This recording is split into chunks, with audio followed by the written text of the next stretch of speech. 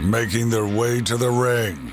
Talking about the world of professional wrestling, the team of Jeff Martin and the Trendsetter, Brian Perga. The Jersey Wrecking Crew.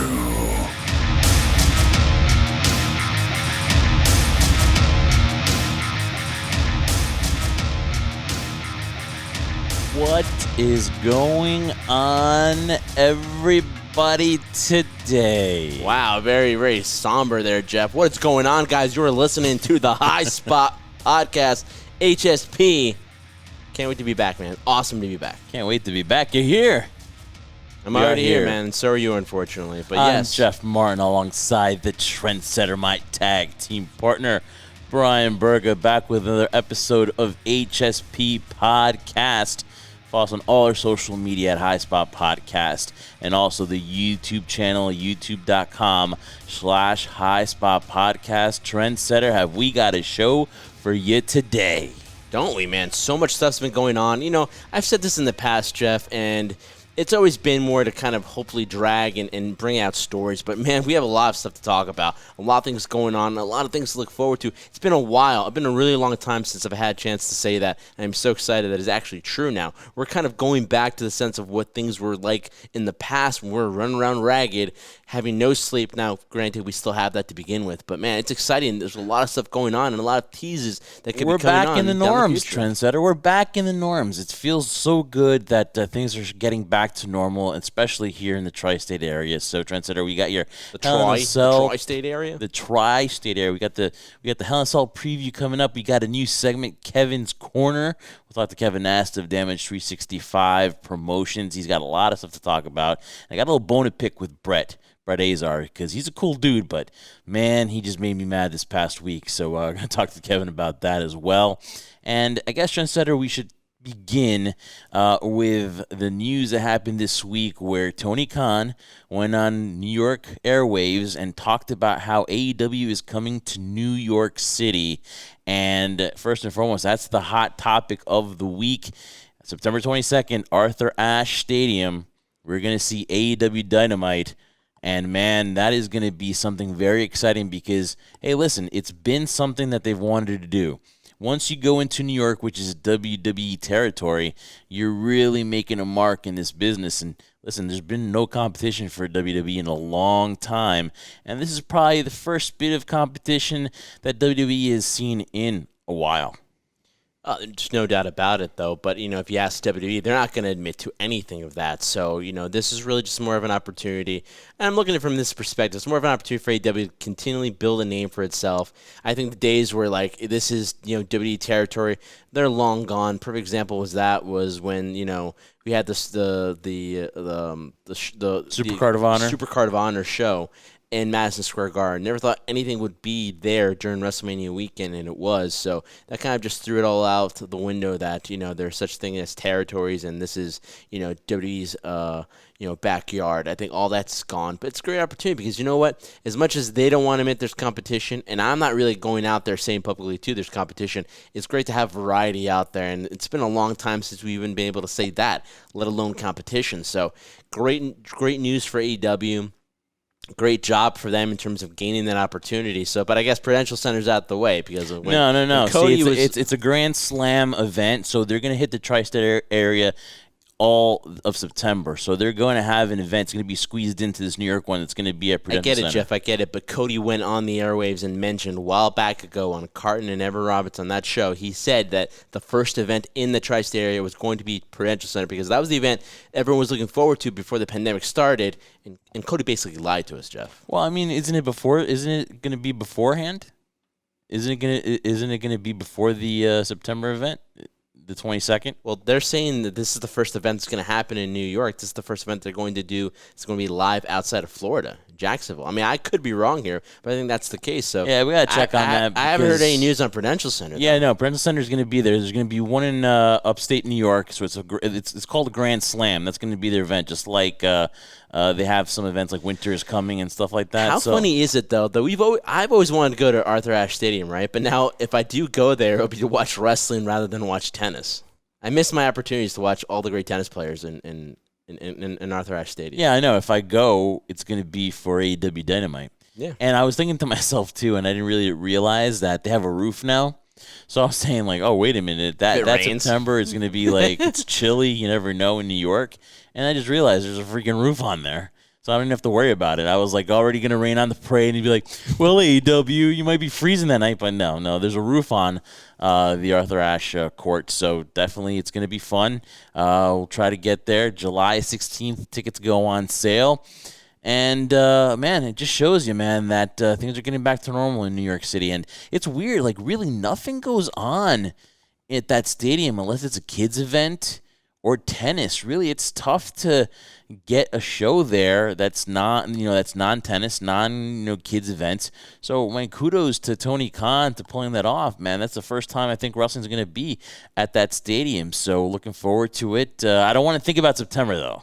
No, I don't want to. I want to enjoy the summer. I really the last thing I want to do is start thinking about, September and it's football. funny. We're outdoors, and Jeff and I are shooting the basketball around, and Jeff and I are panting. Our panting like we're so out of shape, but the heat's hot. It's extremely hot. It's the sunny. heat's hot. Yes, the heat's hot. It's burning, and Jeff's sweating like there's no end in sight, and he's like, oh, this sucks. This is terrible. But I'm like, in my mind, it's a lot better than the alternative when we're layered up and dealing freezing with our asses off. Minus 20-degree cold wind and stuff like that. It's ridiculous. But yeah, I'm not looking forward to September at all. Don't even want to think about it. It's exciting that it's there waiting for us, as well as All Out down the road. It's going to be down there as well in Chicago, and that's after Labor Day when the summer theoretically is over. Yeah, but I don't want to think about that right now.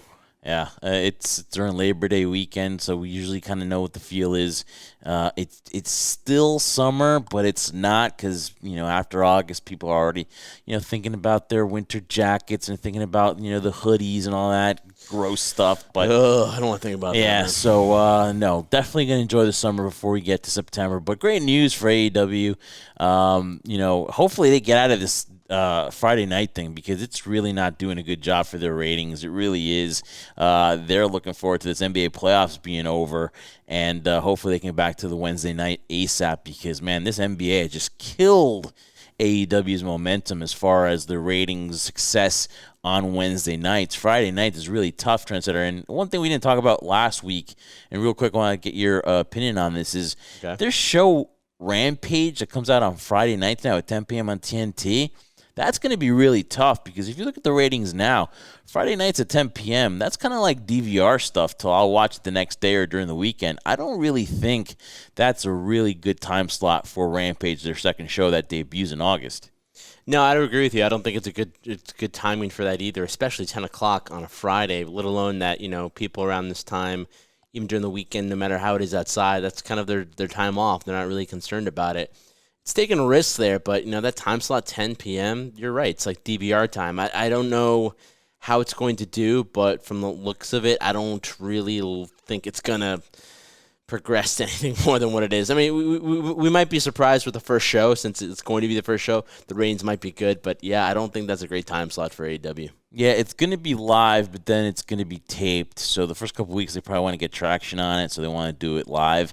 But then it's going to be like a tape show. So we'll see what happens as far as if the ratings are a success on Friday nights. But what you've seen before, I mean, you keep getting like low ratings, like the lowest in the history of AEW. I know it's been like a short time, but that's going to be something to look at to see if Friday night at 10 p.m. is going to be a good time for the new Rampage show. But again, time will tell. I'm excited about AEW Dynamite coming to New York City and Flushing, Queens in September. Again, tickets go on sale on July 16th. So, Jeff, that's going to sell out, though, right? It's going to sell out in under 30 minutes. There's no doubt about that. Hopefully, we're involved where we can get it before it sells out in 30 minutes. But, we'll see.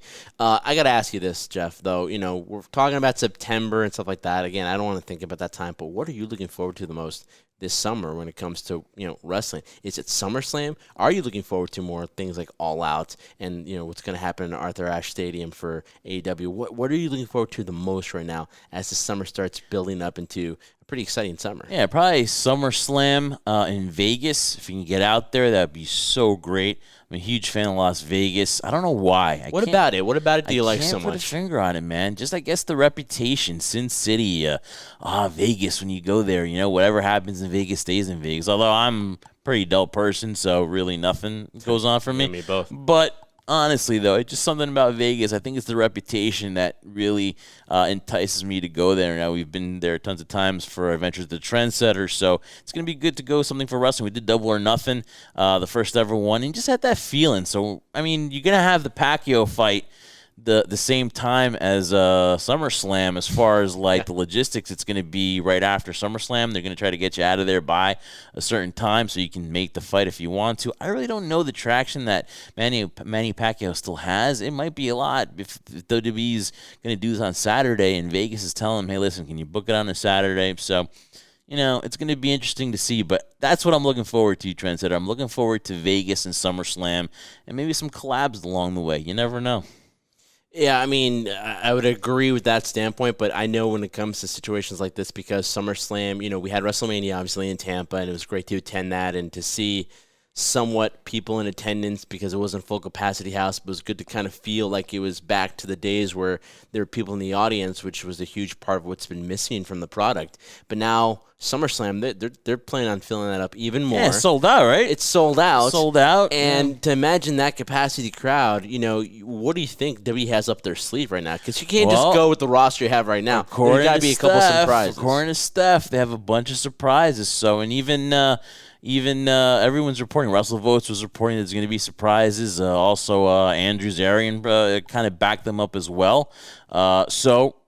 I would say that there's going to be some significance for that show. You're probably not going to want to miss out. This is going to be WWE's chance to get back into things. They're already going to be touring by the time we get to SummerSlam, so it's going to be a very important show. They're going to treat it as a WrestleMania. So, it is the WrestleMania of the summer, though, right? It is, but they're really going to do stuff. I mean, if you get Cena versus Roman Reigns, then obviously they expect that to sell it out, and it's already sold out. So definitely, so much to look forward to, Trendsetter. And we've got a great show for you guys. We're going to get into Hell in a Cell in just a little bit. But now, folks, the debut of Kevin's Corner with Kevin Nasta of Damage 365 Promotions. All right, Trendsetter. What a name for this segment that we got now, our monthly segment. It's called Kevin's Corner with the man, Damage 365 Promotions. Kevin Nasta joins us once again. Kevin, I mean, honestly, how well thought out was that name? Kevin's Corner. You like it? Spent days thinking about it. I mean, I got to give you props. I mean, I would have went with maybe like a public poll to come up with a name, but yeah, it's better than the Coca-Cola Corner. Yeah. What's going on, man? How's everything?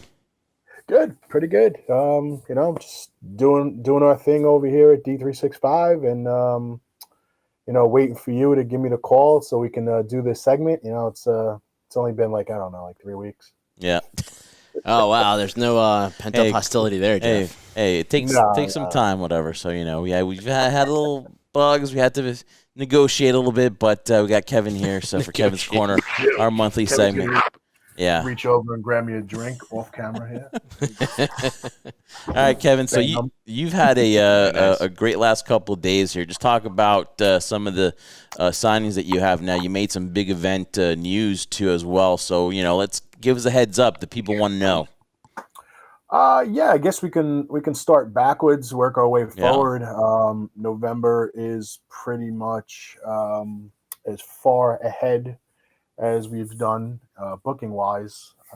I'm kind of hoping something comes up in December. Nobody seems to want to run anything in December, but I'd be very excited for somebody to do a convention type thing in December, but we'll throw that out there. But as far as big event and WrestleFest weekend, November 13th in Queens, New York, November 14th, respectively, in Albany, New York. Right now, we have announced 2 of our 4, possibly 5 guests. We've announced that we are bringing in newly crowned WWE Hall of Famer, one of our favorites with Damage 365, somebody that I consider family, and I don't throw that out there often because I don't really like my family. So I do like this guy, Eric Bischoff. Some call him the Boss. Former WCW, NWO, worked with WWE on multiple occasions, former Raw general manager, but now Hall of Famer. And also another man returns to our brand. He's currently with AEW as their play-by-play broadcaster, former voice of WCW, Tony Schiavone. He'll be joining us as well. So that's 2 of 4, possibly 5 guests that will be coming up.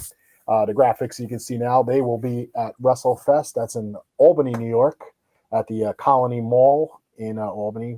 That's the 14th of November, 11 to 2. You can go to Heroes Hideout's website to get tickets to that. August 1st, our pre-sales will go on sale at d365promotions.com. So, yeah, we're pretty excited. You know, we were supposed to be bringing in another Hall of Famer, Molly Holly, as well. But she just recently took a job with WWE doing a little creative and other things that she's doing. It was on a temporary basis, and she enjoyed what she's doing, so she's now full-time there. So she's not doing any more commitments going forward for 2021. So we wish Molly Holly. That's a disappointment because she's such a sweetheart. When Jeff and I got a chance to meet her, good for her though. That she's, her. But that's I don't know how many people knew that, so maybe that was breaking news for you guys. Yeah. No, she had been on a trial basis for a little bit back, behind the scenes with WWE, but I guess she's now there full time. Good for her. Molly Holly's she's great. She's one of our favorites. We had her in here in 2020 with her husband. Actually traveled in with her. He's never seen New York City.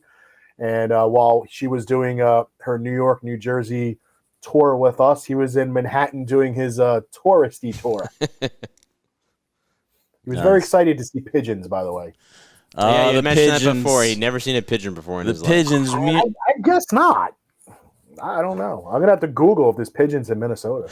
The Trendsetter and I were in New York this week, and, man, we saw a lot of pigeons. So, yeah, we definitely missed the pigeon situation in New York City, Kevin. So, all right, so you got the big event covered now. There's probably going to be a couple more names added on down the road, but those are pretty 2 big ones, Eric Bischoff and Tony Schiavone, man. That's pretty big right now for you guys. So now talk about the next coming weeks here in the summertime as things heat up here for Damage 365.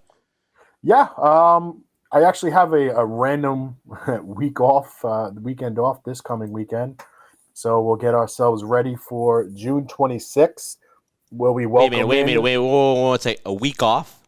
How is this possible? No breaks. Technically yes, but technically no. You're like literally Mr. 365 himself, and you have a week off. I do. I run. I don't know if you guys are familiar. I think we spoke about this as a board game based with dice, charts, and cards called Stratomatic. They do all sports, but since 1989, I host a group of people that come to my house once a month to play our game. You can relate this to Dungeons and Dragons of baseball, I guess you can say. But our meeting is this Saturday from 9 a.m. and we play 9 games. So we'll be there probably from 9 a.m. to 4 p.m. So I have a day off from bookings, but not a day off from hosting something.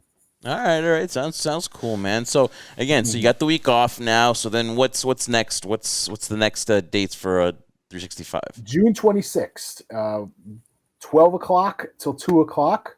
We welcome in former Mae Young contestant and international star Zeta Zhang will be in town, as well as 1/3 of the faction Allure from ROH, Mandy Leone.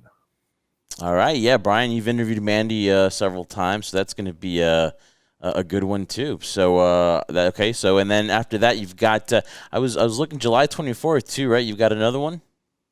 Well, we got about 5 in a row. 5 weeks in a row. Wow. Yeah. So July 10th, we welcome in international star and just made her debut on AEW Dark, Natalia Markova, the Russian Crush. And as well as former NXT and TNA star Isis, the 6'9" Amazonian, will be in with us doing her rounds at the Wrestling Universe and virtual. On, let's see, July 17th, we welcome in one of the up-and-coming talents that I'm very excited to meet in person. She's currently the SWE Fury Women's Champion down in Texas. Christy James, the Brazilian bombshell, as well as former Impact superstar Nevaeh. Wow. She'll be in with us on, let's see, that was July 17th. Again, we'll be doing Rip and Run Toys and Collectibles in Butler, New Jersey, the Wrestling Universe in Queens, and a virtual. And then, as you mentioned, July 24th at Rip and Run, the Wrestling Universe, and as well as a virtual signing, we'll have former WWE star, formerly known as Eric Rowan. He was now, I guess, Eric Redbeard. And also rejoining us that day and that morning at in Butler, New Jersey, is going to be Brett Azar. So he wanted to come back. He loved the store. The owner loved having him. And I'm sure the owner loved having Brett in terms of all the collectibles he had we taken. did a little teaser. I don't know if you guys saw the video, a little Terminator teaser video that we did. You know, he starred as the young version of Arnold Schwarzenegger. Yeah. And he also does the voice very well, as you guys heard. Very, very, very well. Huge Schwarzenegger fan. He bought a ton of stuff. He did to add to his man cave, basically. Yeah, but I'm a little mad at Brett. I warned him. Yeah, I'm a little mad at Brett though. I mean, everything, all the goodwill is lost because this week he comes out and I'm listen. We're just kidding here, but like he comes out and he teased something with Pete Alonso, and I'm like, okay, cool. And then I'm like, oh no, he's Donnie Stevenson, he's back. And first of all, great freaking job there, Brett, by the way, awesome. And now the Mets can't hit again. So I'm a little angry here because we thought we put Donnie Stevenson away, and you know what happened there? We got 2 coaches fired because of that, I think. And now he's back, and now the Mets can't hit a lick. I mean, what's going on? Brett, I blame you. One game. Brett, you jinxed us. That's it. The season's over. I am the worst when it comes to being a Met fan and just, being a positive Mets fan. I had season tickets for 6 years. I've seen the good, the bad, and the utter. I just want to run in traffic. Like it was. So, they lost one game. Look, they're playing with the replaced Mets. Yeah. When they got their team at least at 80%, and if they're not hitting, then I'll be complaining. But I mean, it was literally one game. They did enough this weekend, and going into this week to win. They won just 3 out of 4 against Chicago, who came in hot. But they still played well. I mean, look, Stroman made one mistake today, and a lot of people have made that mistake to Javi Baez. 2-run home run, and that was the final score, 2-0. So it happens. It's you're only as good as your last game. So tomorrow, I think we play Washington. I believe the Braves come in. I believe, or no, I think we're on the road. Oh, it was a 7-game homestand. Okay. Yeah, so Washington. And then they're back, I believe, Monday for a doubleheader. Relax. So, yeah. Relax. Look, Brian, pull your boy off the ledge. It's okay. Brett, it's hard if to, the man. season it really collapses, is. I will not be your friend anymore, Brett. If the season, if we take a turn for the worst and lose 10 of the next 11, I'm going to blame the whole Donnie Stevenson. No, but look, he's not going to be here till July 24th. So if the Mets are 9 games under 500 and in third place, then you could be mad at him. You can even come to the store and yell at him. Why, Brett? Why? Yeah, yell at him while he's behind me, basically. Exactly. No, but I love Brett, man. He's well, awesome. You both are behind me, and I'm outside, so that's all right. Yeah, he's awesome. Yeah, and talking about taking him talking him outside the ledge, easier said than done there, Kevin. I mean, you seem to be more of an optimistic Met fan. Jeff is kind of waiting because he's dealt with so much disappointment. I think Jeff's waiting for the other shoe to drop. Yeah, I'm used to disappointment. That's the story of my life. So, Mets. Look, if DeGrom's report would have came back terrible, then I would have been like, oh, here we go. But I'm okay. I'm good. I never asked you this question, too. Are you a fan of, would you be upset if they switched everything over to the DH role? Or do you like the fact that the National League has? I hate the DH. You hate the DH. Okay, so you're more of that. Even though, there've been talk about, DeGrom's last injury was due to the fact he was swinging. To keep that away from him, everybody's like, oh, easy solution. Move everything to the DH, but you're against that. That's not even an easy solution. To me, that kind of can get pitchers into a stage of being a little lazy because now they're not mentally preparing for an at-bat a couple of times a game. They're not paying attention to the game as much and seeing what's going on. They're not paying attention to spread charts of how a guy is pitching, where they can, maybe chirp in the ear of a batter that's struggling and say, hey, this is what I've noticed since watching. Now they're get a DH. They're going to sit in the corner. They're going to be chomping on seeds, eating gum, starting someone's sneaker on fire. They're not going to be paying attention. And just watch American League Baseball. Half the time they pan the dugout, the pitcher is usually not in the dugout, or he's like sitting in the corner, not even paying attention to the game. And then it's an invitation for, and I always felt against this I call it stat padding, where you have these players that hang around a little bit longer than they need to because now they have a designated hitter and they don't have to play the field. So now they can, take those extra 3-4 at-bats a game for another 2 or 3 years and just add on to their lifetime career numbers. And I just don't like that. Guys like Frank Thomas and he was one of the main guys, but like Frank Thomas, like he should have retired probably about 2-3 years prior than he did. But because of his contract and the fact that there was a DH of position available, he just lived out the rest of his contract. And I don't want baseball to get into that where they're going to get stuck with these contracts and the guys are going to be in like an Albert Pujols, it might have been, say the DH happened 2 years ago. You would have been traded to an American League team and they would have been using him as a DH for the last 3 years of his contract. And he probably would have he probably will sign another contract if he wants to continue to play in the American League for another year or two as a DH. He'll bat 230, but he'll keep piling on the home runs for the career totals. And that's why I put Kevin's Corner together, because not only is he a wrestling fan, but he's also a great baseball guy with tremendous knowledge. So that's why we're mixing it up. I'm a student of the game. I was a statistician by trade, official scorer for almost 20 years. I've watched a lot of baseball, as a fan and as work. And I watched a lot of minor league baseball, and minor league baseball makes you pay attention to the game more because you never know who you're watching. I've seen the Brett Gardners, the Robinson Canoes, trying to think who else is with the Gio Urshela the guy when they were coming through the Cleveland affiliate. I've seen Lucas Duda when he was with Brooklyn. I've seen all these guys play and come up and play professional ball for the first time. And sometimes you can see him, it's like, wow, that guy's going to be really good. And there's other times you see this guy and you're like, he's going to be out of baseball in 3 years. But every once in a while you see that player and there's not much about him, not a scouting report to be seen, but you're watching him play and you're like, man, this guy does everything perfect. Like runs the bases, he's got a cannon, plays the field. He's up on the rail cheering his guys on. He's a total gamer. But you don't hear from guys like that. You only hear from the guys that hit the ball, 480 feet or, throw the ball 120 miles an hour playing A ball or, it's so easy to get lost in the statistics and so easy to get lost in the obvious stuff.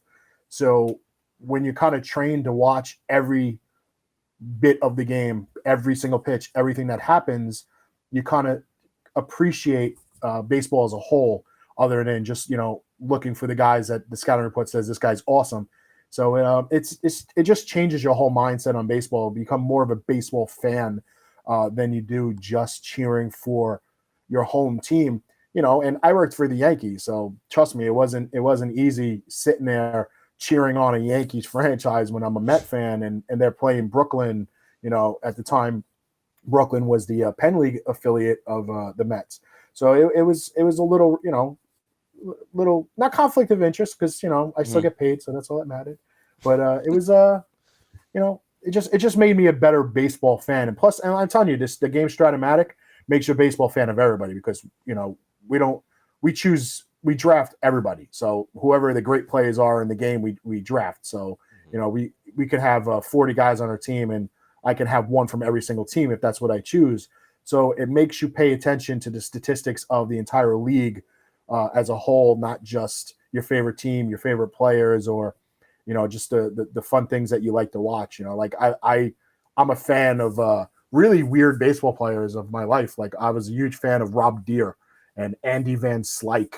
Nice. Like such weird, like Charlie O'Brien, one of my favorite catches of all time. And I'll leave it at that because most people can be like, who? Charlie O'Brien. I've heard of the name. One of the greatest catches I've ever seen. Yeah. Kevin, we kind of like to end it with what's bugging you. And I know we did a whole part series here, 1 and 2, and really, actually, we haven't even scratched the surface basically after those two. What's bugging you this week in the biz? A couple things, I think I posted a couple times, and getting really tired of some of these vendors and the promoters with their fake burner Facebook accounts, trashing people and starting fights and arguments in Facebook groups, and then they kind of disappear, or their account magically gets deactivated, or they're just trolling because they're either jealous of what's going on or they're not included in what's going on. Shit like that pisses me off. It's because there's plenty of slices in the pie for everybody, but if you're not getting it, that just means you're not doing it right, and there's no reason for you to try to drag someone else down because you're not happy where you are.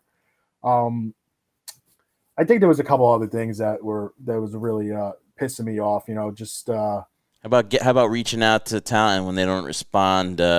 People get all pissy about it. That's right. Yeah, that was one. I was like, I have exclusive talents, under our umbrella with Damage, and a lot of the messages go to them, and then it gets forwarded to me, and then we try to broker a booking for them through these people. So I see a lot of these messages, and it's just promoters and vendors reaching out to them and saying, hey, would you like to do something with this, blah blah blah, time. Give them vague information, but they get the basic gist of what's going on. And a lot of the talent doesn't answer right away, whether they're busy, they don't use Facebook for personal use, they just do it to keep in touch with certain people, whether it's family and friends, myself, things like that.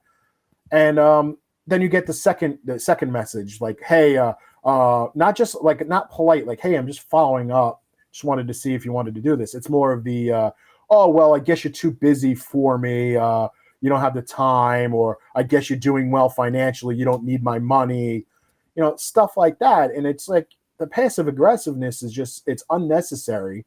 If the person wanted to get back to you, they're going to. If not, look, send a polite follow-up. How many I can't even tell you how many bookings I've gotten with a second or third follow-up, but it's a polite follow-up. I always called it a respectful persistence. That's how I got Kylie Ray to come back out of retirement and do her thing. That was a year and a half of polite persistence. Brian Clark, who's Adam Bomb, same thing, got him to basically come out of retirement and living in the middle of nowhere in Arizona and kind of shunning the business. It was just politeness. And sometimes they feel you out. That's what they're doing it on purpose. They want to see how you respond to them. Yeah. So if they don't answer you and then you send them a polite follow-up, then they're like, all right, this guy is actually serious about the booking and he's respectful. So you know what, let me answer them back. But if you follow up with just utter nonsense, then they just don't respect you. And at that point, they're not going to answer you. And then, obviously if it's my client, I can get those messages. And look, I got screenshots of a lot of these stuff. And it's, I will be honest with you, it's promoters and vendors from the New York, New Jersey area that of. And, I can blow it all up and throw them all under the bus, but it's what good is it going to do me? It's not going to benefit me.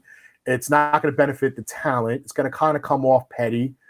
And even if I go to them, on the DL and just say, hey, I pull you to the side, let me talk to you, they're going to get defensive and upset, and they're going to blame it on the talent and want to argue and everything else. So it's just, sometimes you just put a little venting post up on Facebook, let it be, let the idiots in the comments, just guess who it is and things like that.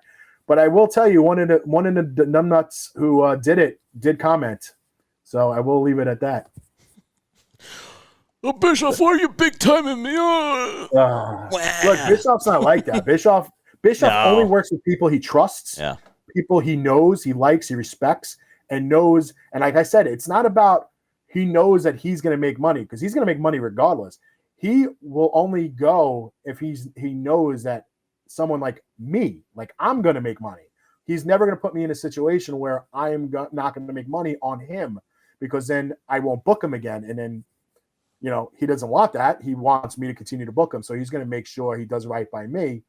And, people don't understand that. Like, I had to explain to somebody just recently that, Eric came to me and said, hey, I'm not going to do any bookings in the Northeastern region until November's big event, because I want you to max out your opportunity on me.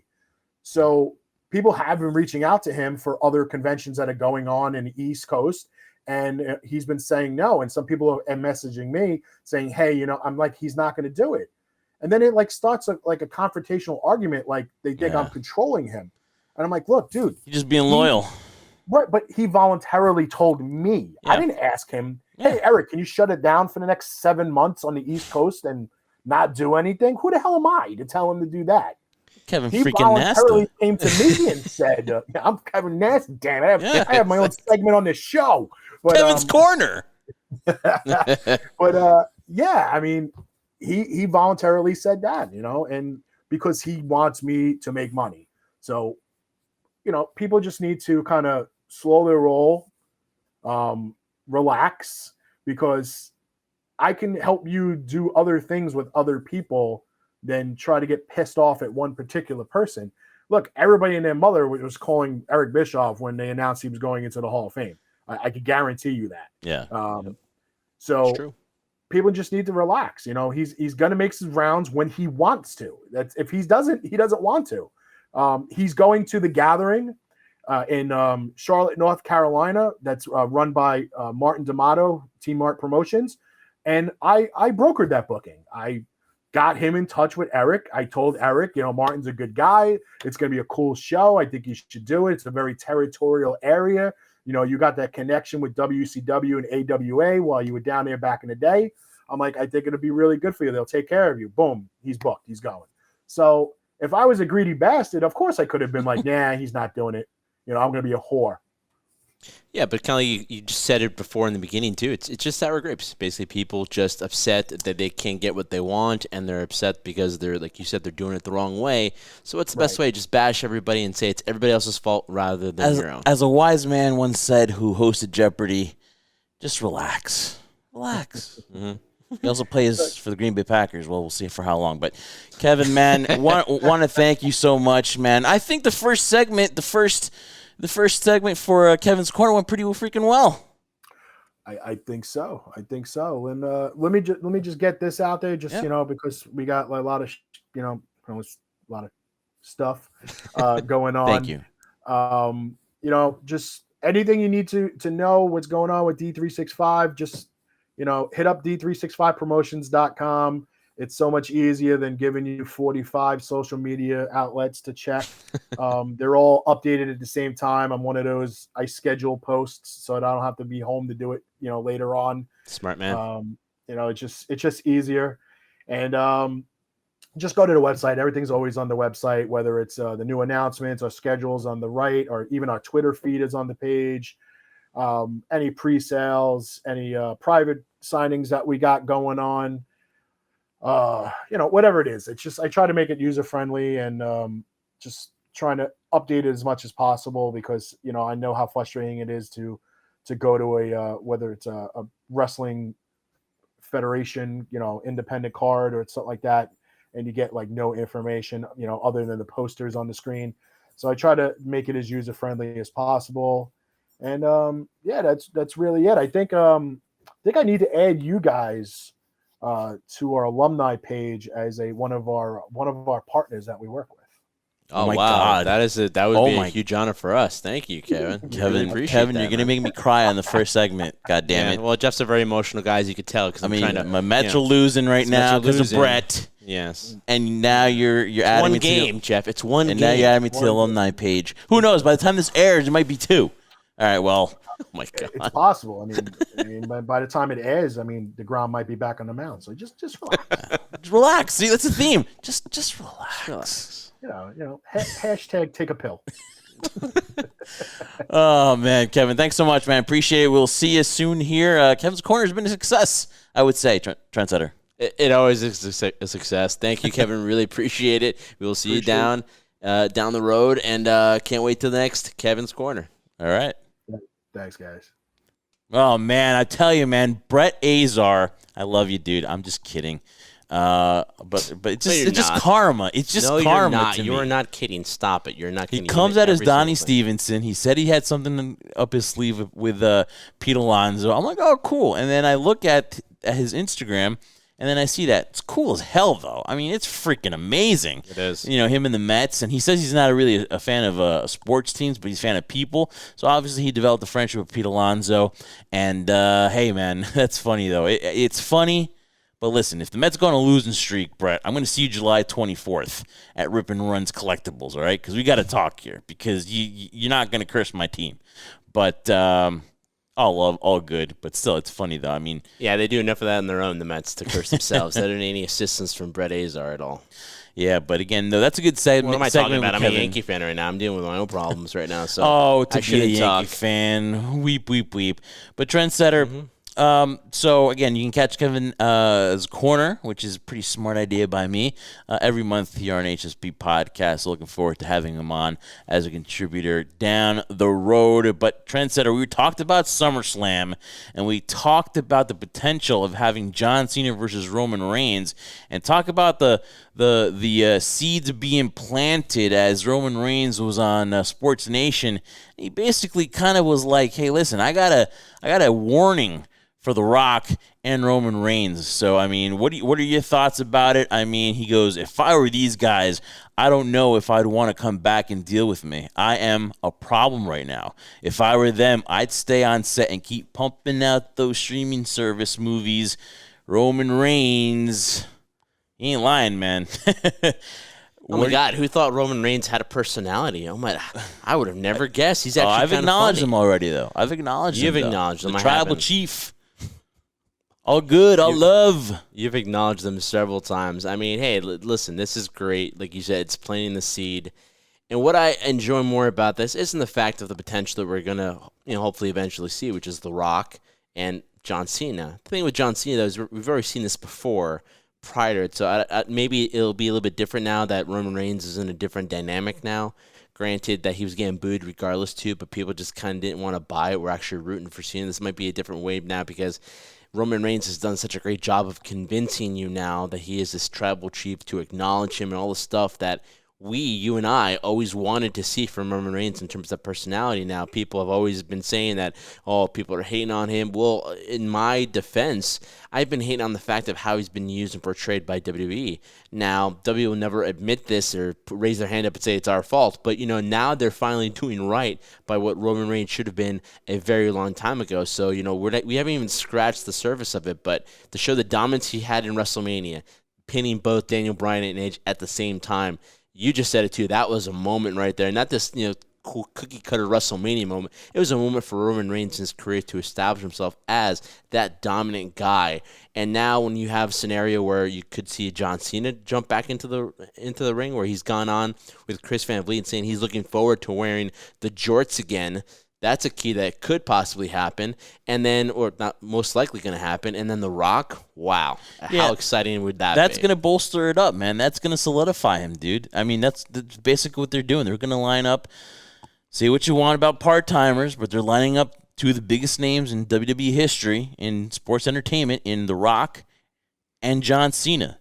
So where we could go with John Cena is basically this. You like putting that YouTube video of where John Cena just destroys Roman Reigns on the mic. And he did. He did, let's be honest. But this is new Roman Reigns. Now Roman Reigns says he'll be like, why are you here? I'm doing a better job than you've ever done. And that's what's going to build it up, man. I really believe that he's going to have his best mic skills ready for when John Cena comes back, because he's going to have to. The same thing with The Rock. The Rock is going to be great on the mic. Roman Reigns is going to have to match it. But you've got two guys lined up now, Trendsetter, for Roman Reigns, that's just going to skyrocket him now and validate his title run here.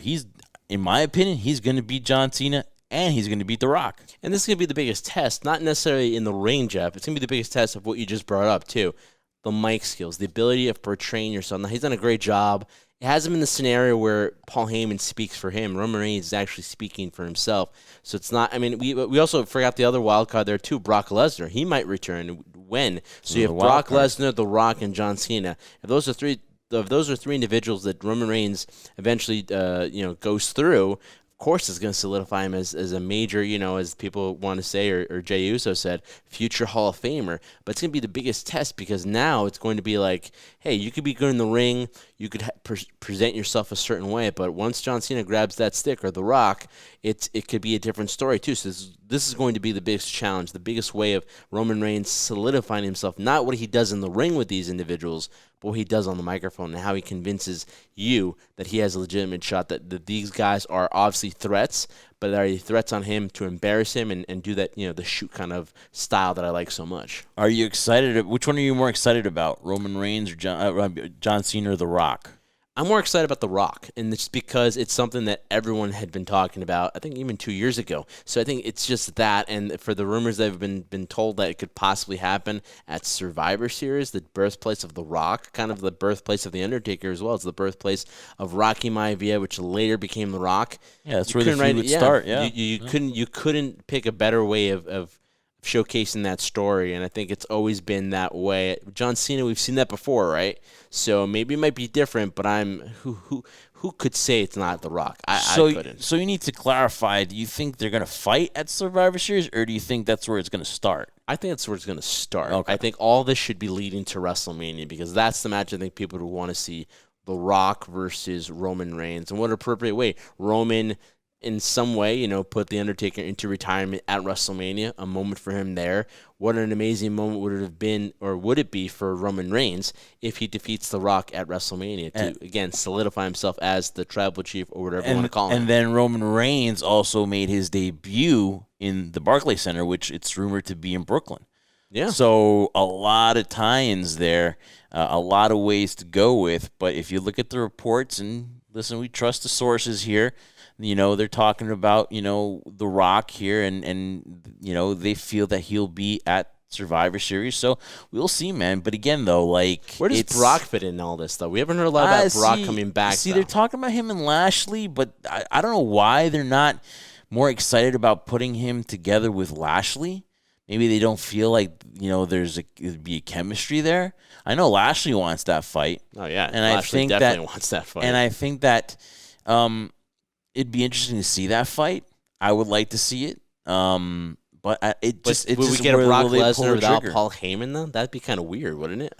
It would be, man. He's shown his allegiance now to Roman Reigns. Yeah. We know Roman Reigns and Brock Lesnar will not get along. And does Brock come back as a face? He doesn't fit that bill very well, in my opinion. No. He's known as the guy who's that destroyer, that conqueror, and yeah, that'd be interesting. I guess we'll see though. But I guess the whole news is John Cena and The Rock, and what Roman Reigns said.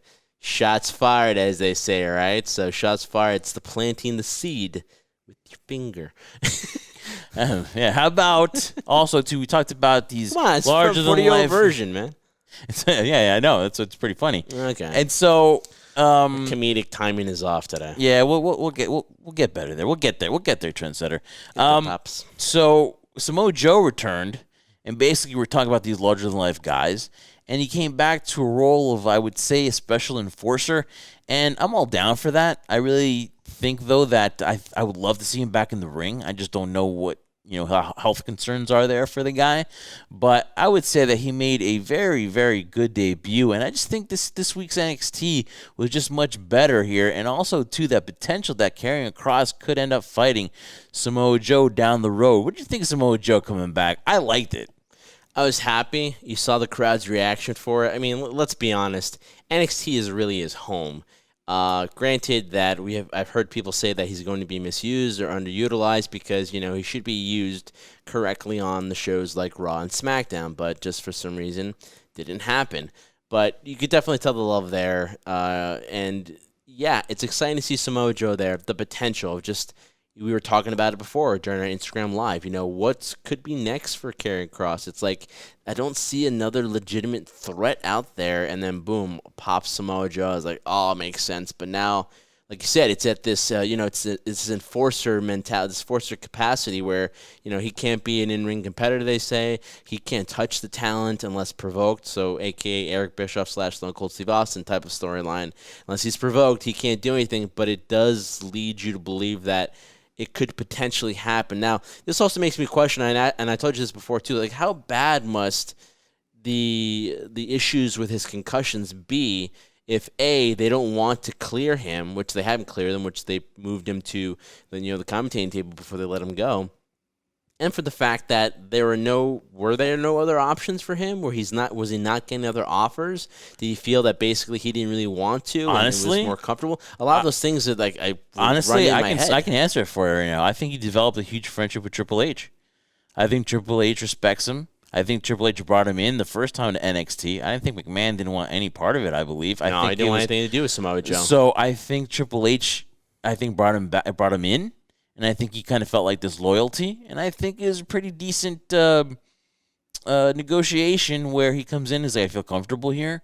And that loyalty, I think, to Triple H, and Triple H saying, hey, listen, I want to grab you up and scoop you back up before, somebody else does. Because AEW would have wanted to, sign Samoa Joe. I mean, it just makes perfect sense, right? Oh, without a question. So I just think his loyalty to Triple H I think would win over. So I think that's what happened. I mean, if you had to ask me, I think that's what happened. I think Samoa Joe's in NXT because of Triple H. Yeah, well, hey, that's fair it's a fair assessment to make there. For me, it's always the concern of you obviously want him in the ring. Now the payoff is that'll eventually happen is really just storyline. Again, I'm not going to be how Triple H mentions it. I'm not going to try to ruin it for myself. You hope that's the case because that's a huge money fight in my opinion in terms of booking and storyline. So I hope it goes that route. If it doesn't, it'd be very disappointing for me as a fan of Samoa Joe. Great guy and loved all his work he's done in the ring. It'd be nice for him to get his moment, to get his opportunity. We talked about before, he really hasn't been part of WrestleMania due to injury, and then on the commentating team, it's like, come on, I would love to have him have that moment. Nothing against Byron Saxton, right? He'd be annoying, whatever, and I don't want to see anybody lose their job, right? But honestly though, wouldn't the combo of Corey Graves, Jimmy Smith, and Samoa Joe be a whole lot better?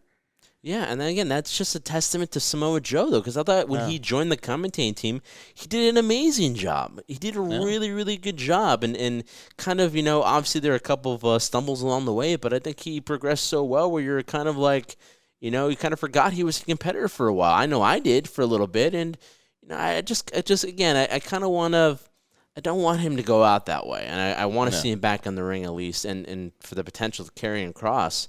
Wow. I mean, come on. Honestly, who would want to see that? Yeah, that's a believable big money fight that NXT can deliver, and hopefully down the road it will. And also, too, though, I'm glad that they're going to keep William Regal on as the GM because, too, that would have been kind of sad, too, I was going to say War Games, Jeff. Better War than Games. I mean, it's like who would have done that, man? That would have been a real drag. But, Samoa Joe in NXT – good. I'm glad they found something for him because honestly, I would be scratching my head if you're a company like WWE and you couldn't use or get anything out of Samoa Joe. I mean, that's just ridiculous. But do you think he wrestles again? I think so. Okay. I think so too. I think it's setting up for a match with Karrion Kross down the line. I just don't know how long it's going to be, so I can't guarantee exactly when. But, man, just compliments to Samoa Joe because that promo, that was intense. That face-off with Karrion Kross was freaking intense, man. It got goosebumps. I loved it. I loved it when he said... That's what's missing, man. When Samoa Joe said to him, the only question left is, what are you still doing in this ring? I was like, that face-off. But, again, it's not just the face-off with Karrion Kross. Pete Dunne, Adam Cole, Kyle O'Reilly... Yeah, there are potential teasers there, and I like to think that they're not going to bait the fans that way just to make you think there's a teaser that this could potentially happen. If that's the case, wow, some great matches to look forward to if that does happen. All right, Trendsetter, another thing that WWE is going to do, and again, just per reports, that they're going to go to more theme-based kind of shows. Yeah. So that Raw Roulette that you saw, which I always remember Eric Bischoff behind Raw Roulette, even King of the Ring. They could bring back. Also, Cyber Sunday. Don't do this. I mean, I'll tell you why I don't want them to do this, but go ahead. I can solve the King of the Ring problem in 2 seconds, and we'll talk about that in just a little bit. But what do you think, man? These theme shows, I mean, if you're going to do it half-ass, then I don't want to see it. But if you're really going to go through with this and really going to be well thought out, then I'm all for it. All right, well, you kind of just stole my thunder there, basically. It is what you just said, too. If you're going to do these themes, which I have no problem with, you can't do them half-ass. You have to go in all the way. And then a perfect example, I'm sure you'll talk about it in a few right now after I finish talking, is King of the Ring. You have to do it right. If you're going to do stuff like Raw Roulette, I remember the days, and I might be dating myself now, where you had spin the wheel, make a deal in WCW. There has to be that element that you don't really know what's going to happen, or Cyber Sunday too. When it becomes predictable and you as the fan can kind of book it yourself and guess what's going to happen, then it doesn't work. And to me, it's just a waste of time. And in a way, they still have those types of things. Now, granted, it's not Raw Roulette, King of the Ring, or, and any other one we can think of right now. But you have, pay-per-views dedicated to what we'll eventually be talking about is Hell in a Cell, Table TLC. It's cool and it serves its purpose. And Elimination Chamber is another one, too. But when it gets overdone, it loses its value. And in this case, if you're going to bring something like that back, like the King of the Ring, which has a special place in my heart, and I know has a very special place in your heart, and you're going to explain how it could be fixed. Oh, I got the key right here. It has to be done Trendsetter. the right way, because if it's done any other way, then really, in my opinion, you're wasting my time. You're not wasting my money, because people are still going to pay money to see it, but it loses its allure, because us as the die-hardcore fans, granted, I know it's not our demographic anymore, but we want to see it back to what it originally was. So, to me, I'm a fan of it. Do I think it's going to be what we think it's going to be? No, and so to me, it's a waste of time. And I tweet this out this week, giving everybody, for free, by the way, so thank me, what would make the King of the Ring so good? Make the King of the Ring great again, Trendsetter. That's what it's all about. Don't do it half-ass. Don't do semifinals and then the final. No. Go back to 1993. Go back to the 8-man tournament and then single elimination, and then you got to go three matches in one freaking night to become the King of the Ring. The winner gets a shot at the Universal Championship or the WWE title at SummerSlam, so that we have a month to hype this up and we can build a star, that we can build people here, so that, this guy won the freaking King of the Ring. He beat 3 men in one night wearing the crown. Now, I wouldn't have them wear the crown the whole time. That's something that they do that really sucks. They make you look like an idiot every time walking around with the crown and the scepter and the cape. No, that's just for the one night. You get the coronation ceremony, and they introduce you the next day as the King of the Ring winner. And you get the automatic shot at the Universal or the WWE title of your choosing, and you face that person at SummerSlam. You hype it up, you build it up, and you make a star right there, Chandler. So not only are you keeping the reputation of the King of the Ring awesome like it used to be, you're also making a star, because I'm a big fan of tournaments. I think New Japan does the G1 absolutely amazing. It means something. There's a prize at the end of the tunnel. The prize at the end of the tunnel is you win the King of the Ring, you get an automatic title shot, and then it still does not devalue Money in the Bank, because you can have Money in the Bank whenever, and that person can still cash it in whenever on anybody. This, to me, just makes it special. You win the Royal Rumble, what happens? You go on to Mania and you take on that person in the main event, the champion of your choosing. Same thing with King of the Ring. You win that, you go to SummerSlam, you take on the champion you're choosing. Boom, bing, bada bing, solved, Trendsetter. Thank you. I'm done. Thank you very much. Good night, guys. Make sure you check out the video and make tip sure your you waitress. tip me on the way out. Yeah, no, again, all that makes sense, but there's one huge roadblock in all of it, and that's Vince McMahon. Vince McMahon. Yeah. I mean, it's easy for me to say that, right? Oh, it's Vince, it's all Vince, but, there's a reason why that tournament, which we love when the one that Bret Hart won, was so popular, because it was 3 matches in one night. And, obviously Shawn Michaels could do it, but at that time, the only person that could have pulled it off and it made it successful was Bret. I think Owen did that as well, but it wasn't the card wasn't as the tournament card was, the brackets weren't as impressive as who Bret had to go through in order to get it.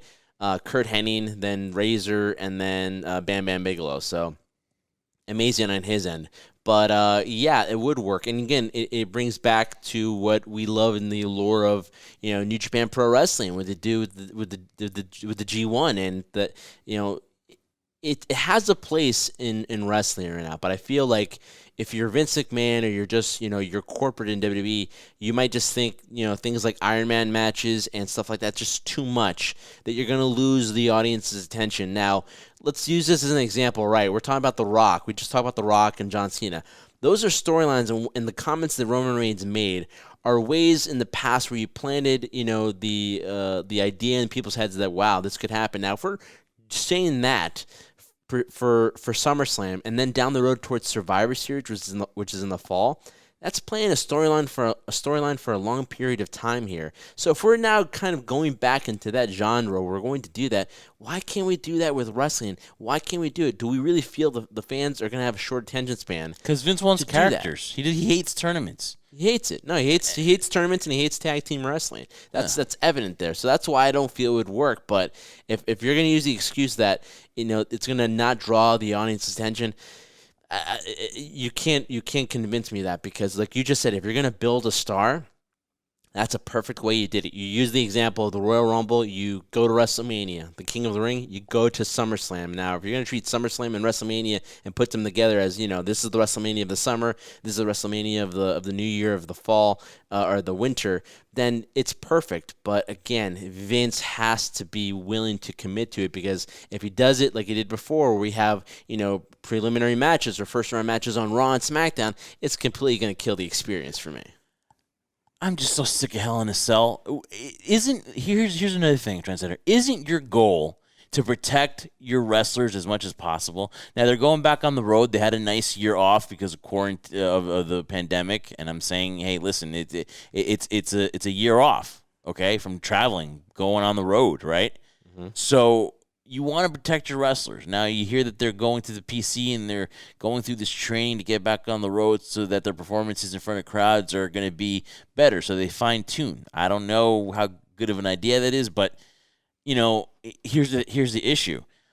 It's, to me, I think that you care about the safety. So you have Hell in a Cell matches, which, okay, fine. If you want to have one, fine.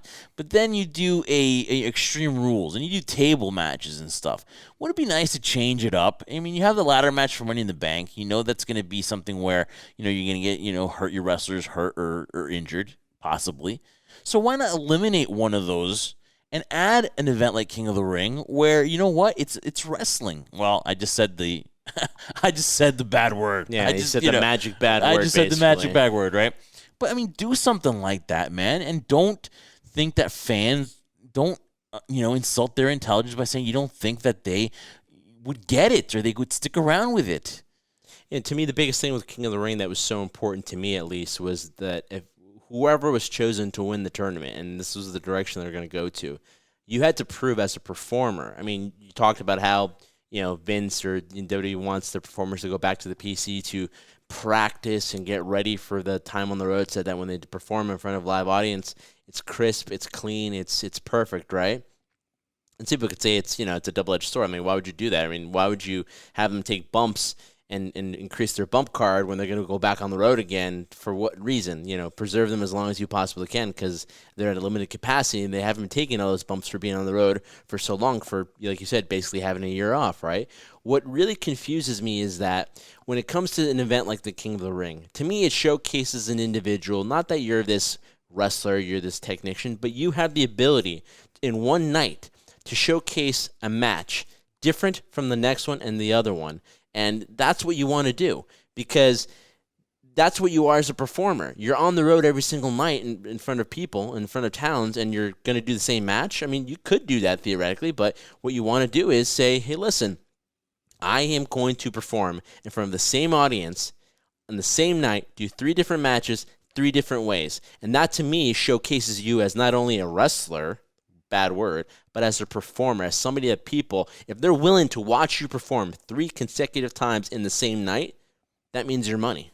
And you could tell how passionate we are about this tournament, the King of the Ring, because we spent so much time on it, Trendsetter, because that's just how strongly we feel. And you can talk about Cyber Sundays and do that. That's fine. Raw Roulette is fine. You want to bring in themes. That's fine to bring in that other audience. That's, just go ahead. But if you're going to bring back this tournament, you need to have it the way it used to be. You can't just have semifinals and then and that. It just to me, it takes out the purity of what the King of the Ring was. I know you have to evolve during time, but this is a tournament. This is a kind of thing where, you know what? People love the G1. People love that stuff, and I guarantee you that if you give it enough time, the WWE fan will be involved in this, especially if you give him somebody to be involved about. Have Cesaro in the tournament. Have him, make him even more of a star by doing that. Have him fight 3 styles, because when I think of 3 styles, I think of Cesaro. I think that's one guy that could fight 3 different types of matches. Xavier Woods, showcase him, right? Kofi. I mean, even AJ Styles, if I just wanted to bring him back and after this brutal, to me, tag team run he's had with Omos, I would have him be the first ever winner, or the first, if you're bringing back the tournament, for him to be the winner. And I'll even throw a wild card in there for you, Jeff. How about Damian Priest? They've been promoting Damian Priest a lot. That would be a perfect spot for a guy like him, which we've known. We've seen him in Ring of Honor as Punishment Martinez. That would be awesome for him if that was the ability for him to showcase his ability and join and do the King of the Ring. All those individuals you just mentioned, plus him and other ones we're forgetting right now, it'd be a perfect scenario for them to showcase their skills. All right, so Trendsetter, talk about showcasing their skills. WWE presents Hell in a Cell this Sunday. We will have our post show on Instagram Live following Hell in a Cell, so make sure you check it out. Hell in a Cell is on Peacock. Look, Trendsetter, look at those graphics, man. Beautiful. Are those? I mean, that's sick, man. That's fire. On fire. Hell in a Cell, Trendsetter. We found out shortly that it's going to be Roman Reigns and Rey Mysterio, Hell in a Cell, Friday Night SmackDown. So it's not going to be on this Sunday. That's crazy, man. Something's going on. Like, I guess the head of the table is not going to main event at Hell in a Cell, so maybe that's why they put him on Friday Night SmackDown. I don't know. But that's crazy, though. They're taking away their main events from Hell in a Cell, and we're getting it on Friday live on Fox. You think Fox was like, hey, listen, man, we got to get these ratings up. Give me Mysterio and Roman Reigns on live TV? That's probably part of it. But maybe the head of the table, the tribal chief, just doesn't want to work on a Sunday or on a Saturday. He doesn't want to work on the weekend. Yeah, you got things to do. I really feel it's a ploy in terms of what you just said with Fox, but also SmackDown has been suffering. I mean, to me, ultimately, it's the more watchable show, though, if I compare it to Raw. Mm-hmm. But, yeah, they need something there. I don't know why they would do that for that particular reason, for a Hell in a Cell.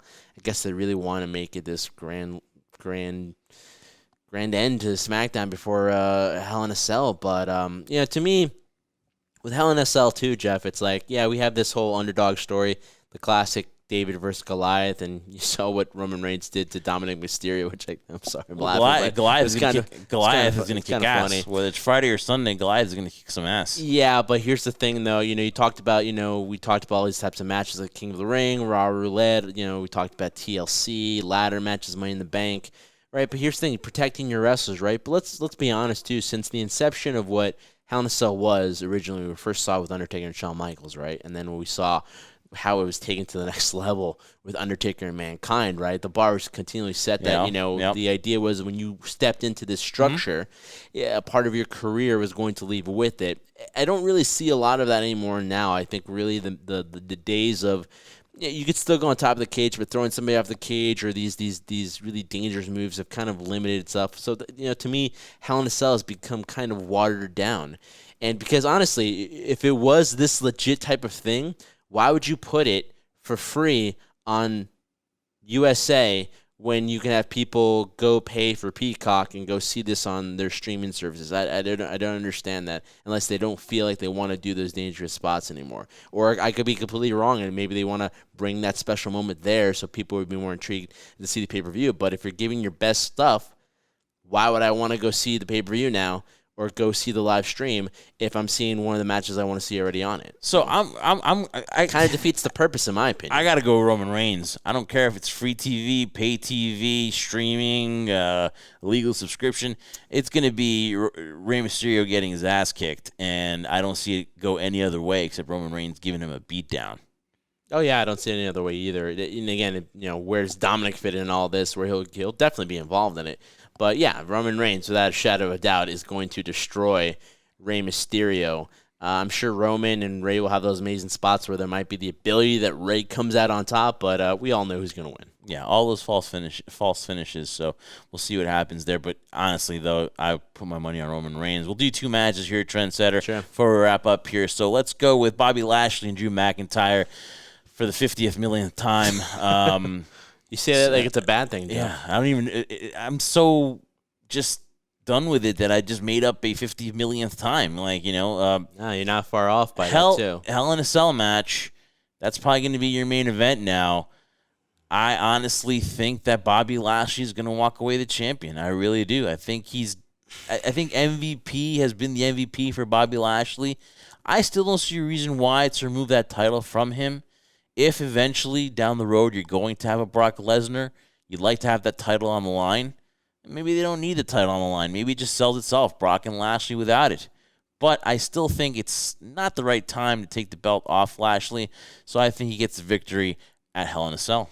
In terms of the timing to take the belt off of anybody, Jeff, I don't think, you and I, we try to be experts on it too. I'm sure a lot of other people do. There's never a definitive time when somebody should do it, right? It just happens. And I think as much as I kind of agree in terms of what you're saying, I just think it's going to be Drew McIntyre's time now because they've built it up so much from WrestleMania that, he's going to be the chaser and he's going to continually chase. And after so many opportunities and so many failed attempts, he finally gets it done, which makes him a little bit more relatable. Now, I don't know how much you can relate to Drew McIntyre right now because we've seen him deal with all that adversity. He has been that relatable character and that figure, and he did take a lot of responsibilities by being the champion during a pandemic.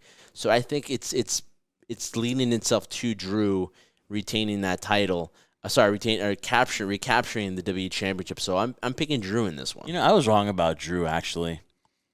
I was so high on him, and I did use the pandemic as an excuse, but we're getting past that, and they gave him a sword, and now he's cutting tables halfway with the sword, and I just, for some reason, am blah about Drew McIntyre, and I'm taking it back where I think that he would entertain me as a champion. I have not been entertained with Drew McIntyre in a long time. Wait, have you not been entertained with him in terms of his interview segments, of what he's done in the ring? Interview segments, what he does with the ring. The Claymore is good, but honestly, I can't. I'm not emotionally invested into Drew McIntyre. I was at the Royal Rumble. I thought it was the right move. I thought he deserved it. I thought he's worked his ass off to do it. But then when you win the championship, I get it's a pandemic, man. He should not be judged for that because it's never, ever happened before, having to wrestle in front of nobody. But, as I'm seeing him now more, I feel like I've been wrong about Drew McIntyre. I just am not emotionally invested. And maybe it's the writing, right? It could be the writing that I've just not been invested in Drew McIntyre. Well, listen, I've always been entertained with Drew McIntyre, what he does in the ring, in terms of when he had those opportunities to work with guys like, for example, AJ Styles. I could not be more entertained by both of them. Is that a credit to AJ? Yes, but I think it's also a credit to Drew. I just think storyline-based, he hasn't been put in scenarios that, favor him. But again, I understand it. It's a fair assessment to make. I'm a believer in Drew McIntyre as an individual, what he can do in the ring.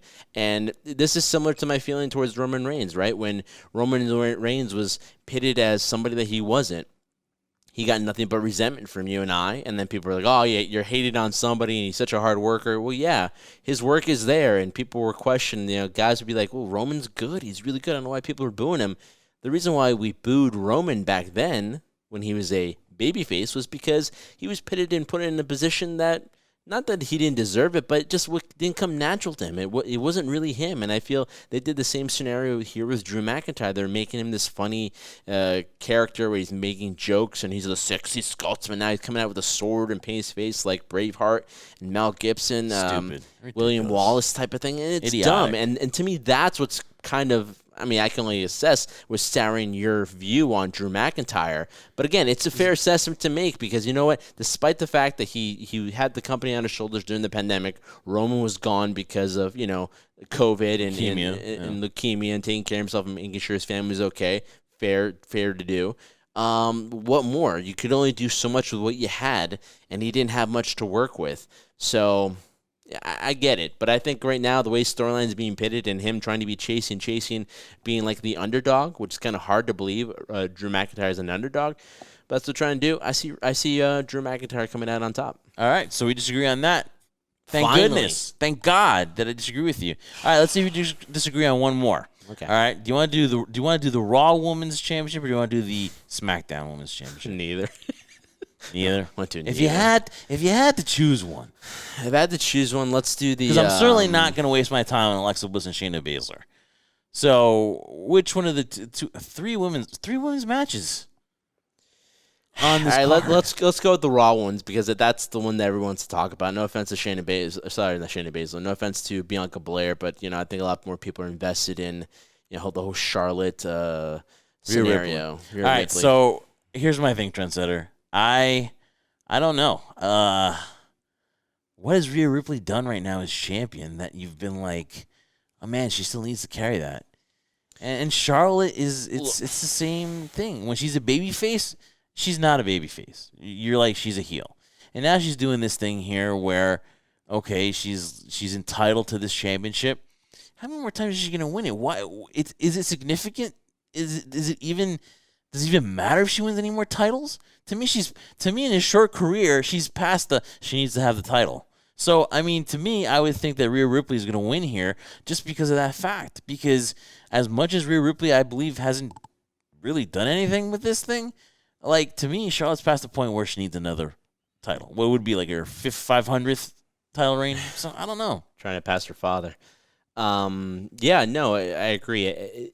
Charlotte has, in her short time in WWE, and a lot of it has to do with, her hard work and where the company's positioned her, she no longer needs a championship. I think the NXT championship, when she won it, was interesting because the mere fact that, it's been such a long time she's been there, so she's a Triple Crown winner. She went back home. Yeah. She went back home, so a nice little story there, challenging Rhea Ripley, so it was a cool dynamic to see. But they didn't need it. Doesn't need a championship now. Got the tag team titles in a very short span with Asuka. Okay, I guess that made sense. And now she has all the belts.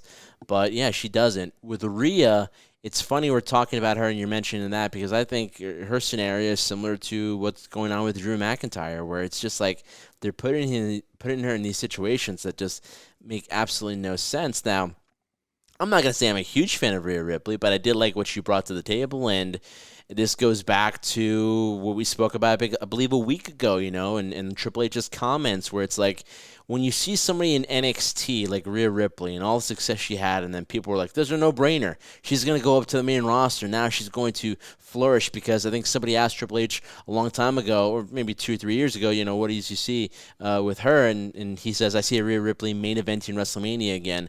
Like, wow, that's a huge compliment coming from Triple H, and now she's here, and she acts as if she's done a lot, but she really hasn't. And it's become stale, and that entrance, that her music to come in is so annoying, in my opinion. It's like literally, how many times do I have to hear the night? I don't want to repeat it. It's terrible. So they've put her in a bad spot, and now with Charlotte being untitled, to me, it's really a mess. It really is. That women's division is a mess. And Triple H wants to go out and say, we have the most talented women. All the women, they're the most talented. He has every on right. Our show. He has every right to say that. But when you look at the product that we're seeing the same. How many times are we going to see Asuka and Charlotte and Rhea and Asuka and Charlotte and Rhea and Nikki Cross? Nikki Cross is now involved. I love Nikki Cross, though. But she gets herself involved in it too. It's like we're seeing the same thing. We're not showcasing this new talent that we're supposed to showcase. It's just, again, a repeated, recycled type of product in what we're seeing. And that's what it is. So if I had to pick a winner, I'd say Rhea Ripley right now because they're trying to do everything they can to legitimize her. And this is what I don't get the most, right? And we've had discussions about this before. You're bringing somebody from NXT. Supposedly people have watched NXT, and again, it's for the die-hardcores. I get it. But when you bring somebody up and then you're legitimately trying to put them on TV and basically make it so obvious of what you're trying to do in terms of legitimizing them, it becomes so obnoxious that you end up starting to reject what they're trying to do. Yeah. Like, I don't need Rhea now to be pitted in a scenario, oh, what's she going to do? Is she going to overcome this obstacle? She's proven herself that she can do it because she's here now. She's not some rookie that just got signed and has done nothing. But again, it all falls under the WWE bubble. And just because you've done something in NXT, which is under the WWE bubble, umbrella, you haven't done anything. Oh, I call it the bubble. You can call it umbrella, whatever you want to call it. But yeah, that's what it is for me. It's a bubble. And get that stupid smirk off your face, Jeff. I can't. It's there. And that's it. I pick Rhea. Oh man! But that's how it is when we're talking about this, because it's just, you talk about no investment in Drew. I got no investment in the women's division. I got no investment in Rhea, Charlotte, I have no investment on Monday Night Raw. So that's why I probably thought you were gonna go with SmackDown, because it is the. Oh, I have an investment in Alexa Bliss. Who cannot have an investment? Yeah, but I mean, even that, I was telling, I tweeted a long time ago that the best things going was Alexa Bliss when she was with Bray and she was doing her thing. But now I just want it to end. Where's because Bray? It's going nowhere. Where's Bray now? I have no freaking idea. So supposedly after WrestleMania, he's been in witness protection. Because I don't know. And then this whole thing with Alexa Bliss and that stupid thing Lily, which now I'm forced to talk about this. Don't talk about Lily. Yeah, I know, right? Well, but still, just end it now. I'm done with it. So, ugh. It's funny. They extend the things that really shouldn't really be extended, and the stuff that we want to see more of, they don't do it. They fail to know when to end it. They end other stuff. You know what I mean? They end other things that they don't even want to give a shot. Yeah. But when it comes to things like, all right, let's get over with, like Elias and Jason Riker, like Jackson Riker. I'm sorry, Jackson Riker. Yeah. I mean, end it already. So you're telling me they had nothing for Aleister Black, but they're gonna push Jackson Riker into a face? Yeah. And I'm gonna get Elias. They've just been shoved down my throat so much that I don't give a rat's ass. Apparently, yeah. That's the way it's been, and it's amazing. That's the point we've been making since we started here. It's like you have so much talent, and you don't know what to do with it. Yeah. So, common you like my shirt? You like my shirt? Yeah, it looks good on you, man. How's it feel? Is that 100% cotton? No. No. That's why it feels good. Okay. Let me tell you. You didn't buy it off a WWE shop then? No. Shout out to Pro Wrestling I know. The material that WWE shop. And listen, I bought a lot of shirts there, but man, you could cut yourself putting the shirt on. That's how rough and uncomfortable this material is. This is like a tri-blend in cotton. Nice. From AEW, from Pro Wrestling Tees, a shout out. It looks like it breathes. I ordered it for the Memorial Day thing where you could have bought the HSP Podcast HSP shirts that you could have saved money on that weekend. And I finally got it in just a few days ago.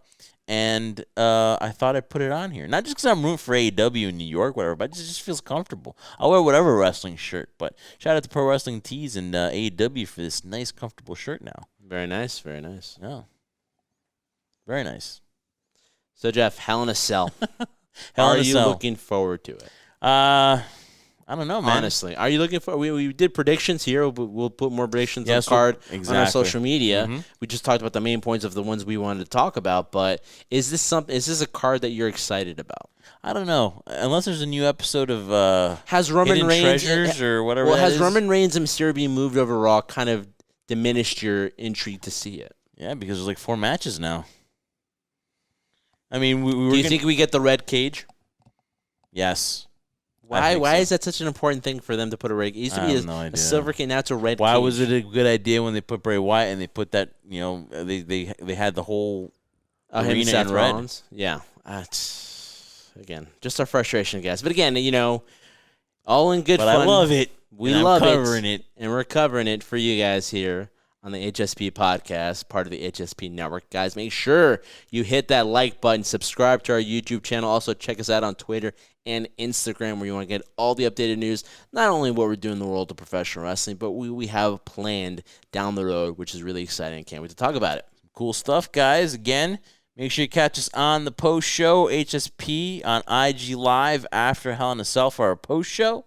And catch us on all our social media, HSP Podcast. And we'll see you this Sunday, Trendsetter. Looking forward to it. Oh, man, this summer is going to be pretty exciting. Yeah, hopefully we got some pretty big news down the road of what we plan on talking about. But, guys, thank you so much for watching. He is the scoundrel. I am the Trendsetter, Brian Berga. We are the Jersey Wrecking Crew. It's never changed. And we do this show for one reason and one reason only. We do this for you, the crew.